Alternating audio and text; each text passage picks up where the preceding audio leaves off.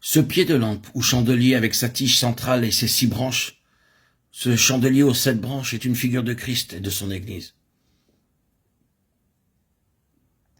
La désignation du Nouveau Testament est le corps de Christ, duquel il est la tête. Le centre est le facteur suprême.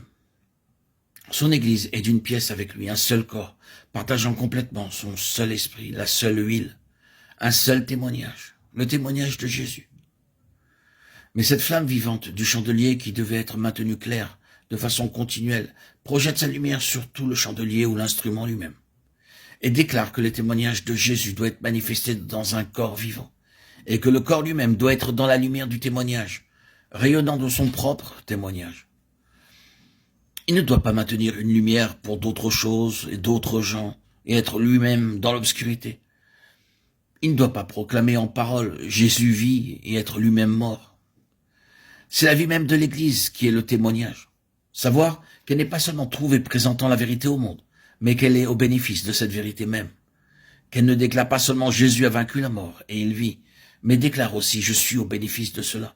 Je suis ici comme témoin vivant de cela. » Car la lumière peut briller sur moi. L'Église doit être en mesure de porter la lumière même du témoignage, de prendre cette lumière, de la diriger sur elle et dire « Je ne déclare pas des choses qui ne sont pas vraies quant à moi. Je suis l'expression vivante de cette doctrine. »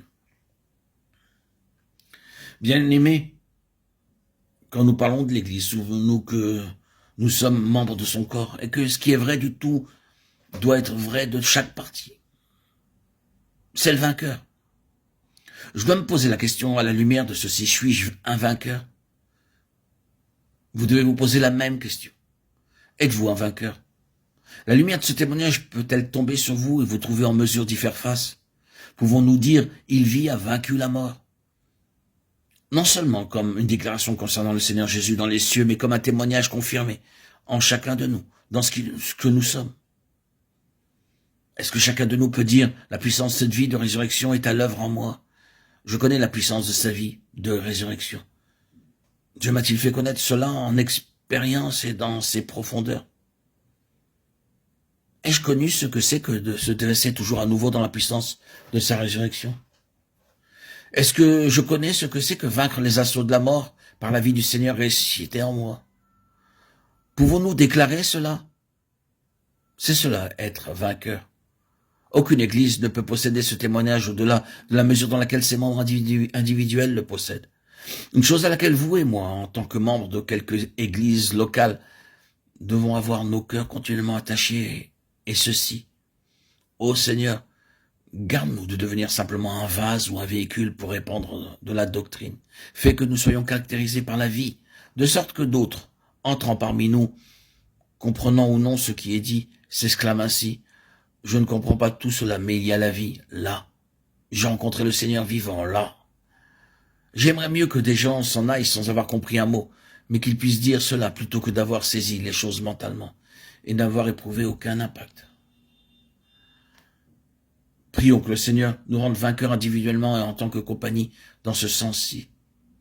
Que le témoignage ne soit pas simplement quelque chose que nous présentons au monde et à l'Église, mais un témoignage dont la lumière peut tomber sur nous et dans laquelle, c'est-à-dire la lumière de notre propre témoignage, bien sûr, et que cette lumière puisse faire que nous puissions nous tenir sans honte. Cette lumière tomber sur la table des pains de proposition et manifester le témoignage de Jésus quant à une humanité vivante, un homme selon le cœur de Dieu, qui est notre subsistance, notre vie, notre soutien et notre nourriture. Nous vivons parce qu'il vit. C'est là la signification des pains de proposition. Nous vivons parce qu'il vit. Ainsi, la lumière tombe sur les pains de proposition et rend témoignage de Christ, notre vie. Puis l'autel des parfums rend témoignage au fait que nous avons un libre accès auprès de Dieu, au ciel ouvert, communion avec Dieu dans le Christ, ressuscité et vivant. C'est cela le témoignage de Jésus. Il n'y a rien qui soit à cet égard simplement doctrinal.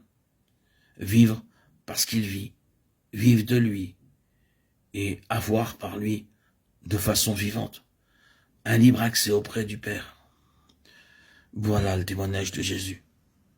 Et cela a besoin d'être recouvré dans une plus grande ampleur au sein du peuple du Seigneur.